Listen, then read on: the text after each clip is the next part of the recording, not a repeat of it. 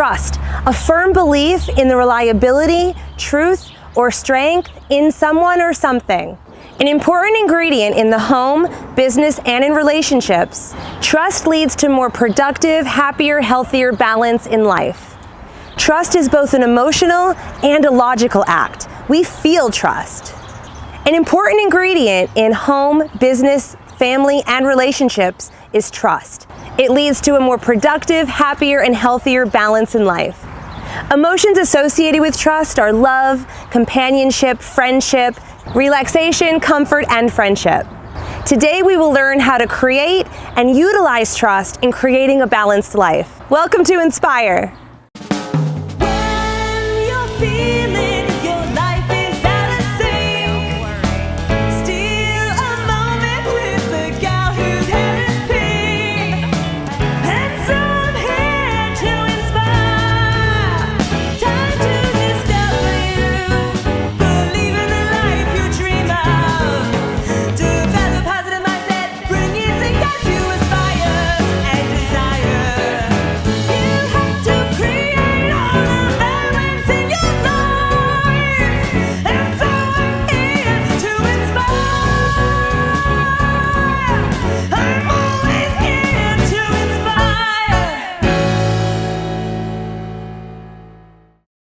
All successful relationships in business and in private life run on trust. We often get trust wrong, giving it too readily or too scarcely. And relationships often fail because one or both parties are reluctant to give their trust. Since relationships are built on trust and businesses are built on relationships, it becomes the foundation for a healthy company. There are many ways to define trust. Value exchange is when you're making an exchange with someone who you don't have full knowledge of in exchange for a product or service.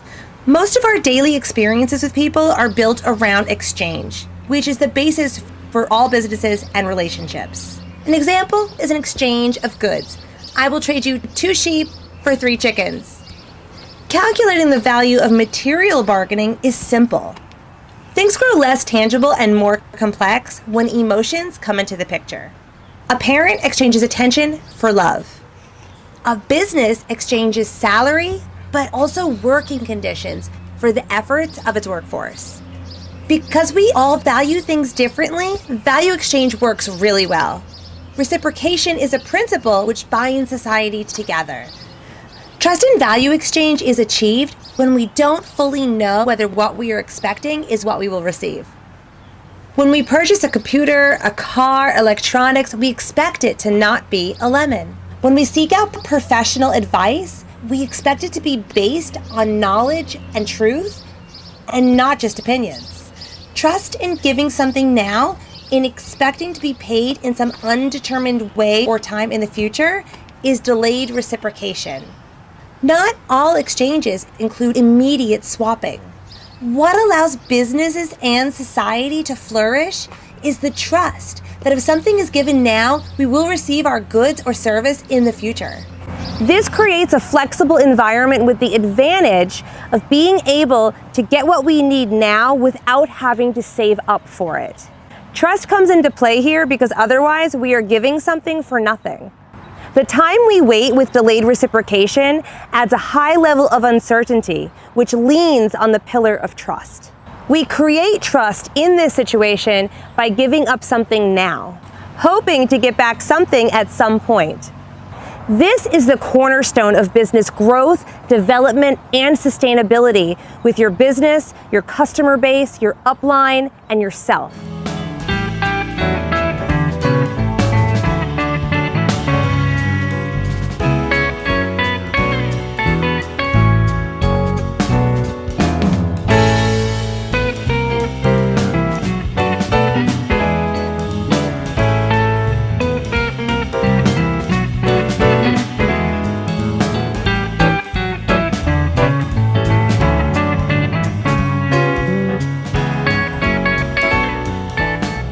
In your business, developing, maintaining, and growing trust is important in several aspects. Everything starts with building trust in your company, direct sales brand, or business.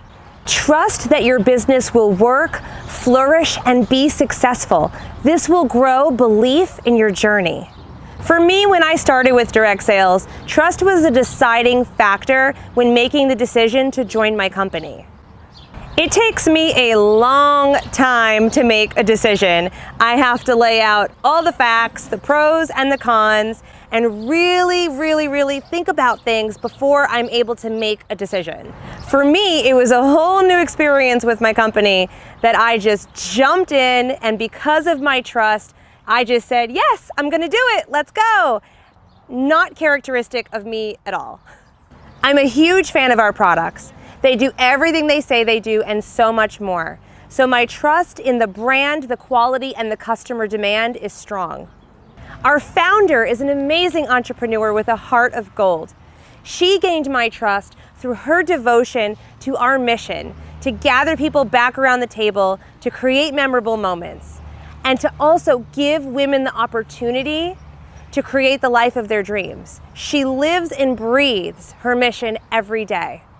My trust in our experienced and supportive home office team, and knowing that they would walk side by side with me to reach my goals and dreams, as well as every other consultant in our company, was there since day one.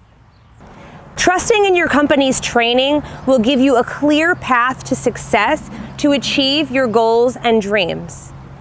This training is created by seasoned professionals who have been leaders and built leaders. My home office team has developed multi-billion-dollar direct sales companies. I trust in their experience and their guidance and the tools that they provide for consultants. Best practices are put into place to help us create successful businesses and flourish. To consistently grow in your business, it's critical that you have unwavering belief in your training and in your plan.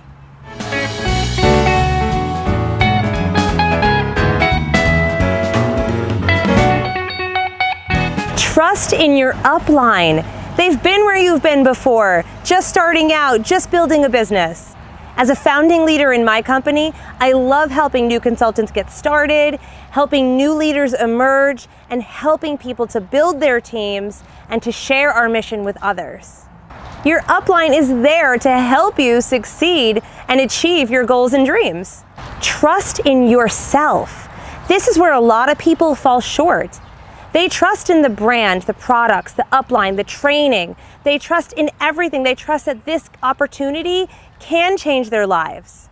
But not trusting in yourself can derail your path to success. Maintain a good relationship with yourself. This is no different than maintaining a good relationship with a partner, family member, or friend. Relationships take effort, time, and good communication. If you've lost communication with yourself, lack of self-communication can lead to the thought that you've abandoned yourself. Focus on building self-trust. Let go of the idea that people are perfect. Nobody's perfect. You don't need to be perfect to take your full shot at life. The big picture matters most, and the long-term vision. Learn who you are, what you're capable of, and you'll find that trusting yourself is far more valuable than placing your trust in someone else. With gentleness and self-compassion, take a good look at yourself. Is self-doubt holding you back? Are you afraid of failing?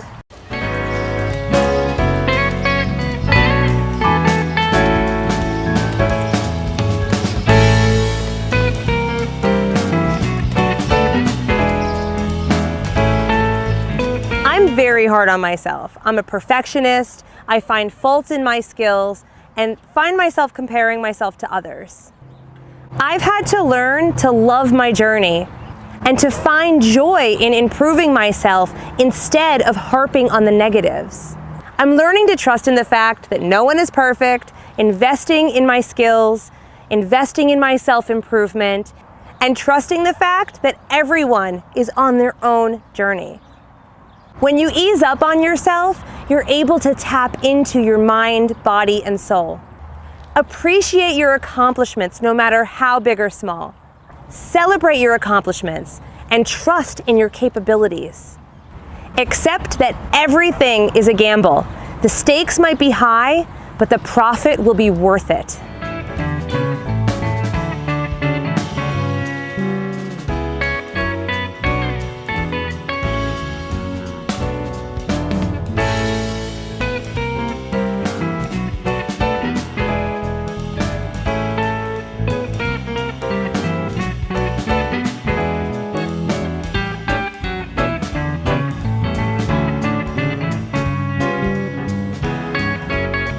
All right, guys, here we go. Who's hungry? Actually, who's thirsty? Here, pour that in your mug. It'll keep it colder.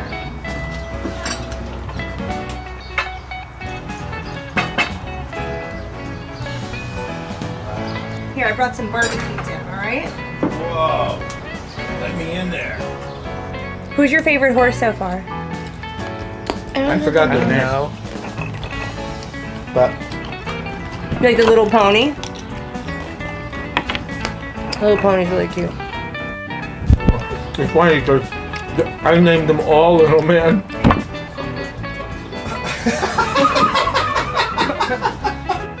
Building trust within your family unit, your parents, your spouse, your children, is what those relationships truly hinge on. Love and mutual respect are great, but trust is the foundation for those relationships. A healthy mix of honesty, reliability, and unconditional love builds trust. Trust between family members is one of the most important ingredients in a happy, healthy family. We set the example as parents for our children, and they know they can rely on us for unconditional support and love. When raised in this environment, they are more likely to become trusting, loving adults themselves.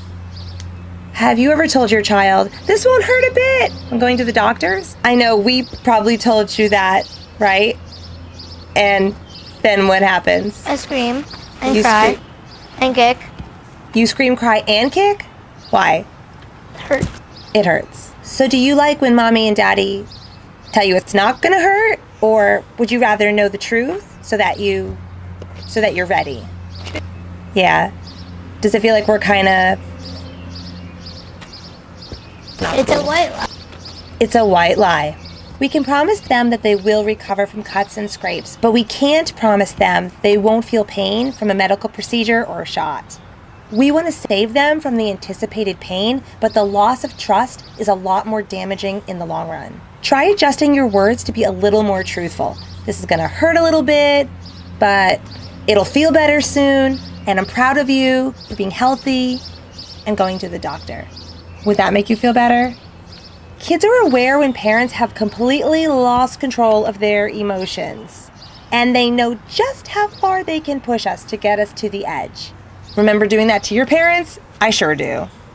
When you threaten to ground your son for life, and that's not something you can actually do, that's not something you could follow through with, they now believe they can't always trust your words. So Adrian, when we get really mad at you and we say, "That's it, pack your bags, you're moving out," do you believe us? No. But if we say we're taking away your computer, do you believe us? Yeah. Do you like when your computer gets taken away? No. How does that make you feel? Bad. But you know you're going to get it back when you act good, right? Yeah, okay. Instead of jumping to such extremes, try picking a punishment you can enforce. Like taking away the iPad or shutting off the internet for the week or taking away the phone. These are doable actions so you can keep your word and you're building up that parent-child relationship. And follow through so that your child knows that you're not full of empty threats. It's better to talk to our kids as if they are little people. Really listen to their stories. Listen to what they did during their day at school or camp.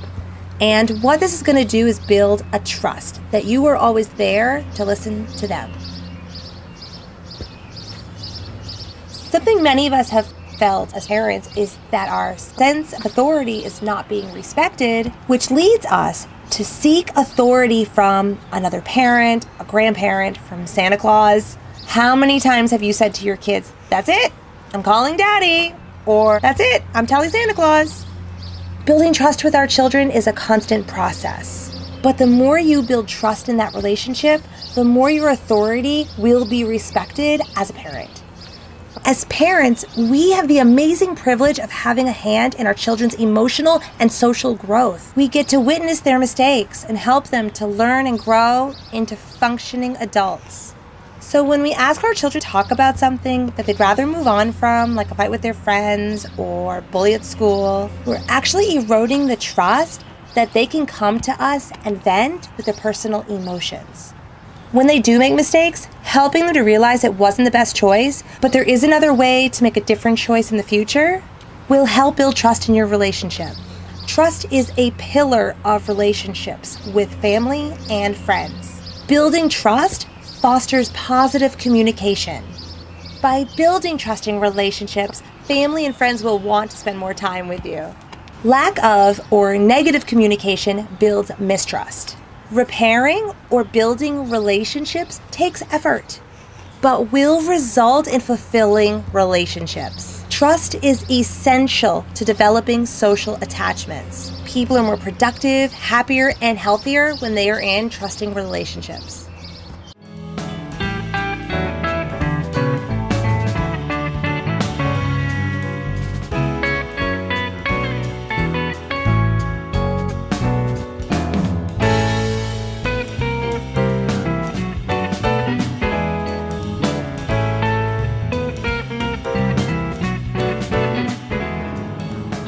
Today we are at Bergen County Horse Rescue in Mahwah, New Jersey, where volunteers come together to rehabilitate horses' mind, body, and soul. Trust revolves around giving up control and vulnerability. Trustworthy people are consistent and compassionate and can be relied upon to ensure the safety and best interest of others. Trust is earned and tested constantly and is the balance of power in relationships. Horses are fine, mindful actors in the horse-human relationship. Most interactions involve an imbalance of power, with horse as the follower and human as the leader, as seen in riding and competing. At Bergen County Horse Rescue, staff and volunteers work daily on rehabilitating trust between humans and horses who have been abandoned, neglected, or abused. Today we are chatting with Erin, president of Bergen County Horse Rescue, who's going to share a little more with us about the process of rehabilitating the horses. So thank you so much for allowing us to come and visit with you today. Well, we thank you for taking your time out to do this with us so we can share our story and our horses' stories. Absolutely. So how does trust develop between human and horse?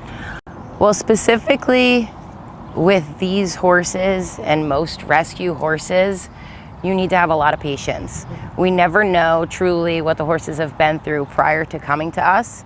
It could be a situation where a horse just didn't have the proper home, wasn't necessarily abused, but wasn't also necessarily taking care of the way a horse needs to be with other horses. Maybe they didn't have enough property or enough funding to take care of them, but they weren't necessarily abused. So as each individual horse comes in, we have to kind of take a step back, put what we think aside, and let the horse navigate to us. And I think that comes from patience.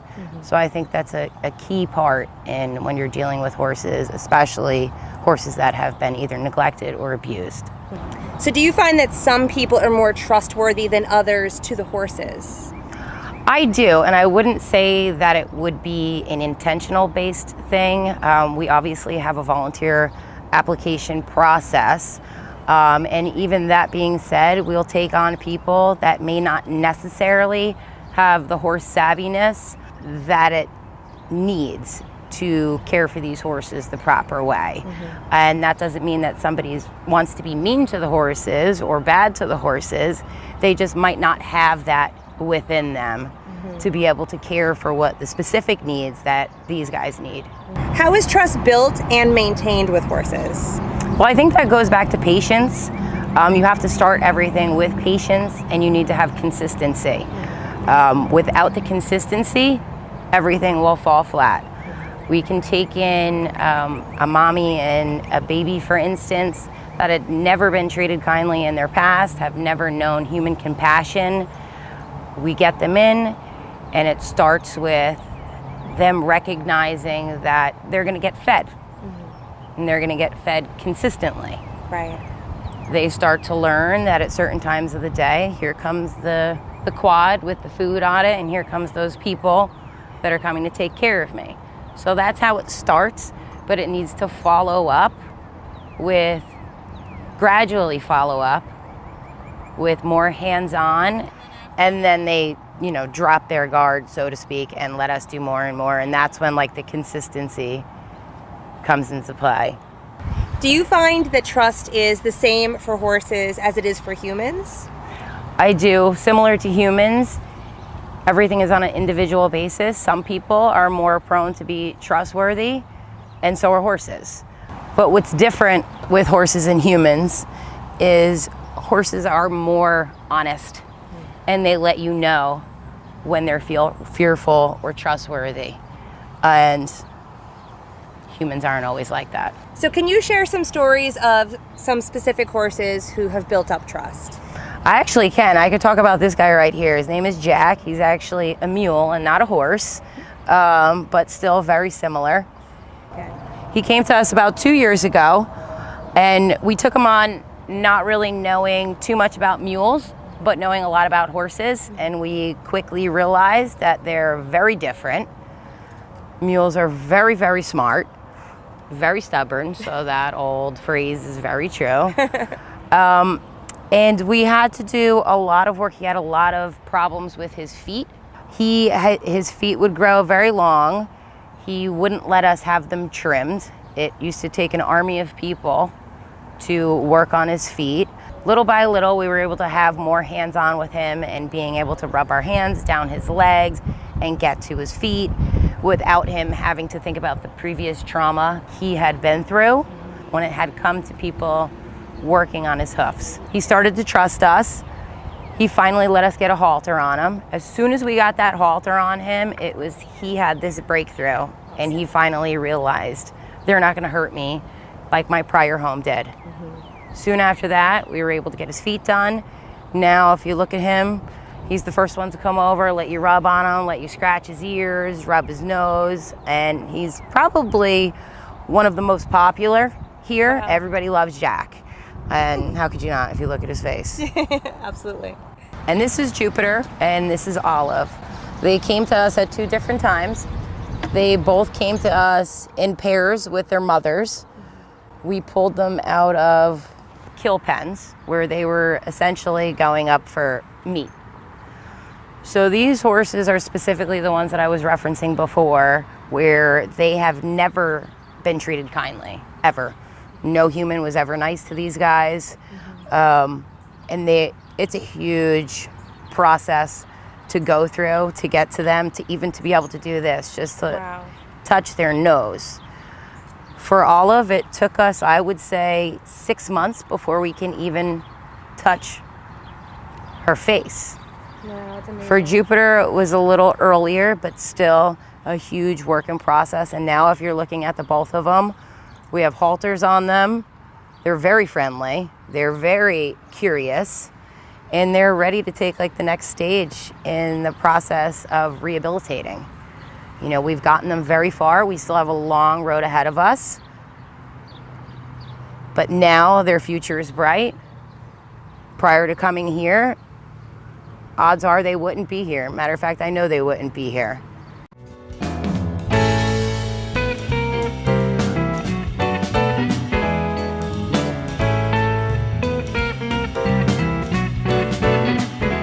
Okay, so I'd like you guys to work on Leo. Leo's one of our horses. We've had him for quite a while.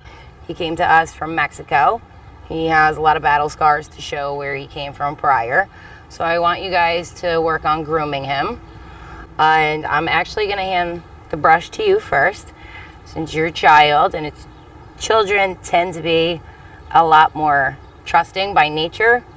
Adults sometimes are too self-aware of surroundings, and horses will recognize the fear that adults have. So I'm gonna have you lead the way. Sound good?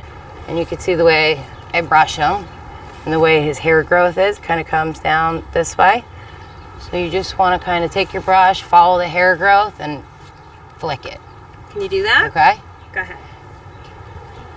There you go.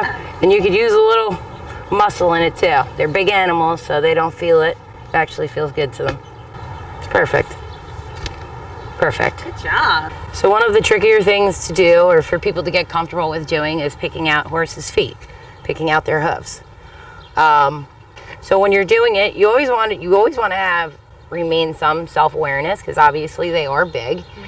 So you always want to know where your feet are versus where their feet are, and watch their body language. You can learn a lot from horses by just watching their body language. Right now, Leo is so comfortable, he's essentially sleeping. The only thing that's really bothering him are the flies out here. So I'm just going to slide my hand down Leo's leg, and he knows the drill pretty well. And I'm just going to park my leg right underneath here and clean all this stuff out. So that sometimes is a scary thing for people to do, because horses can kick. So you have to have trust within your horse and trust within yourself that you're doing things the right way. Obviously, Leo has no fear of me. He completely trusts me. So there's no reason for me to not trust him. Okay. So you slide, and you squeeze down there. Okay. Right when you get down. Yep. Squeeze, squeeze. Pick up, Yep. Pick them up. and then you go that way. There you go. Ah. You got it. Oh boy. Now when you put it down, make sure you pull your foot out from where you're going to place his foot. Oh, sorry, dude. You don't have to do a ballerina move. That was good. That was awesome. I'm training Leo for the That ballet. was good. Let's add trust into our intention box so that we can work on adding it into all aspects of our life.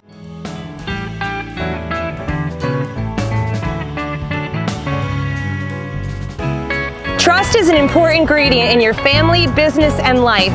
So work on adding trust into your toolbox, and remember to always find what inspires you.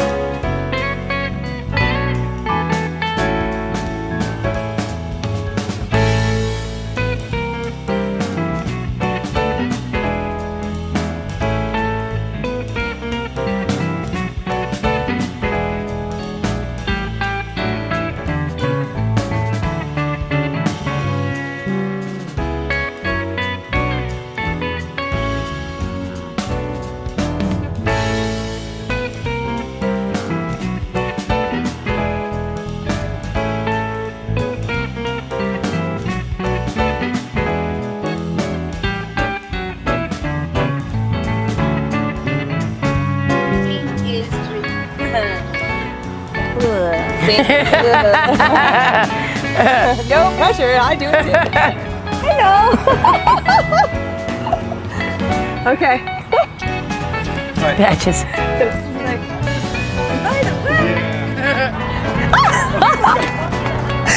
Whoa, whoa, whoa, whoa.